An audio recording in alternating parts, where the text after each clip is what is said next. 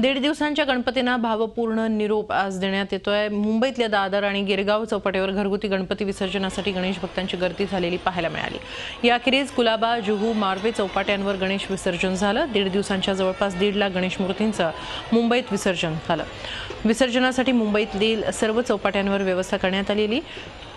या संदर्भात आमचे प्रतिनिधी कृष्णात पाटील यांनी दादर चौपाटीवरून विसर्जनासंदर्भात घेतलेला हा आढावा। मुंबईकरांनी आज मोठ्या उत्साहात 1.5 दिवसांच्या गणरायाला निरोप दिला। दादर चौपाटीवरची ही दृश्य आहेत।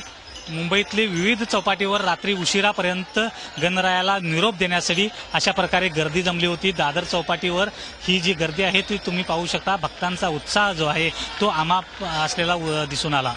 संध्याकाळच्या वेळेस समुद्राला ओटे असल्यामुळं अनेक गणेश भक्त जे आहेत ते आतमध्ये समुद्रामध्ये जाऊन गणरायाचं विसर्जन करताना पाहायला मिळालं।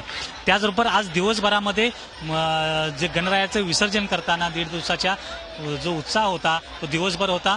त्याचबरोबर मुंबई महापालिका असू दे किंवा मुंबई पोलीस दल असू दे यांच्या वतीनं चोख व्यवस्था करण्यात आली होती। कोणत्याही प्रकारे गडबड गोंधळ किंवा कुठल्याही प्रकारची अडचण न होता गणरायाला आज 1.5 दिवसांच्या गणरायाला निरोप देण्यात आला। परंतु मुंबई महापालिकेच्या वतीनं 24 वॉर्डमध्ये 31 ठिकाणी कृत्रिम तलाव देखील निर्माण करण्यात आले होते। त्याला देखील मुंबईकरांनी चांगला प्रतिसाद दिला।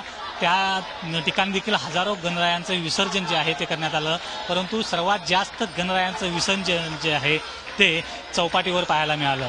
त्यामुळं पुढील वर्षी लवकर या अशा गणरायाच्या जय जयकारामध्ये 1.5 दिवसाच्या गणरायाचं विसर्जन करण्यात आलेलं आहे। Video journalist Pankaj Krishnat Patil, Zee media, Mumbai.